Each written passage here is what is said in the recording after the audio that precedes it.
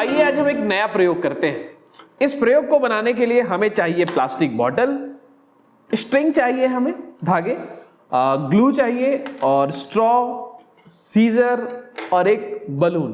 करना क्या है, हमें दो होल करने हैं। सबसे पहले ये जो ढक्कन है, कैप जो है बॉटल का, इसमें एक होल करना है और सीजर की हेल्प से, और एक स्ट्रॉ को इसके अंदर इंसर्ट कर देना है, इसके अंदर डाल देना है। और इसके अंदर डालने के बाद इस बलून को इसके स्ट्रिंग की सहायता से, धागे की सहायता से इसमें बांधकर इसके अंदर डाल देना है। कुछ इस तरीके से आप देख पा रहे हैं। एक जो स्ट्रॉ है बलून में, बलून को कुछ इस तरीके से हमने बांध रखा है, आप इसमें देख पा रहे हैं। दूसरा स्ट्रॉ काट कर आप जो है कहीं पर भी बॉटम एंड पे, कहीं पर भी बॉटम एंड में इस स्ट्रॉ को काट कर इसमें आपको होल कर इसे इंसर्ट कर देना है। और एयर लीक ना हो इसलिए आप इस ग्लू का यूज करेंगे। बहुत अच्छे तरीके से इसमें ग्लू लगा देंगे ताकि एयर लीक ना हो। हमने इसमें लगा रखा है, आप देख पा रहे हैं इसको अच्छे तरीके से, यहां पर भी ग्लू लगा रखा है। अब आइए, आपने ये समझ तो लिया कि ये जो सेटअप है वो हम कैसे तैयार करेंगे और क्या क्या सामग्री, क्या क्या मटेरियल इसमें लगने वाला है। अब समझते हैं कि ये प्रयोग है क्या और इसके पीछे की साइंस क्या है।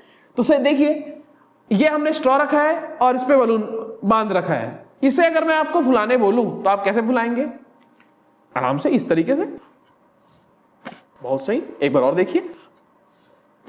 बलून को अगर हमें फुलाना है तो हम जो है, देख लीजिए एक बार और, इस तरीके से फुलाएंगे। इसमें से हवा जा रही है और बलून को हम आसानी से फुला पा रहे हैं।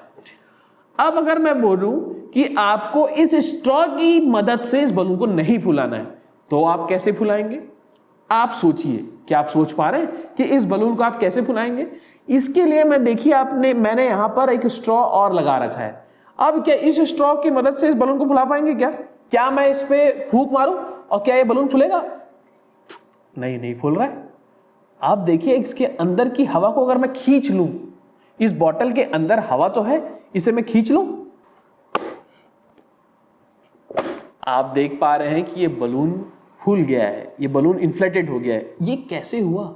इसके अंदर की हवा जब मैंने बाहर निकाल ली तो इसके अंदर क्या हो गया?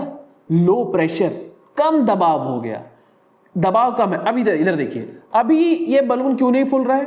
क्योंकि इसके अंदर जो हवा है और जो बाहर हवा है वो इक्वल है, वायुमंडलीय दाब ही है, एटमॉस्फेरिक प्रेशर ही है। इसके अंदर की जो हवा है उसका दाब और बाहर जो दाब है वो सब समान है।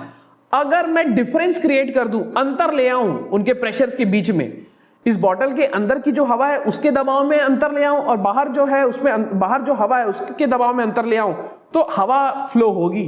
और हवा कहां से कहां फ्लो होती है? Higher pressure to lower pressure, ज्यादा दाब से कम दाब की ओर हवा जाती है। इधर आइए। अंदर अगर मैं कम दाब कर दूं तो कम दाब कैसे करूंगा? इसकी अंदर की हवा को मैं निकाल लेता हूं। तो मैं निकाल कैसे सकता हूं इसे? शक करके। जैसे ही मैंने शक किया, बॉटल के अंदर एयर बाहर आ गई और इसके अंदर लो प्रेशर क्रिएट हो गया और एटमॉस्फेरिक प्रेशर जो है वो ज्यादा हो गया और एटमॉस्फेयर से हवा जो है इस स्ट्रॉ से इस बलून के पास चली गई और ये बलून फूल गया। अब देखिए, इसे मैंने दबा रखा है, अब ये आराम से फूला हुआ है, देख पा रहे हैं आप। अगर मैं इसे छोड़ूंगा तो फिर से अपनी इनिशियल स्टेट में आ जाएगा, प्रारंभिक अवस्था में आ जाएगा।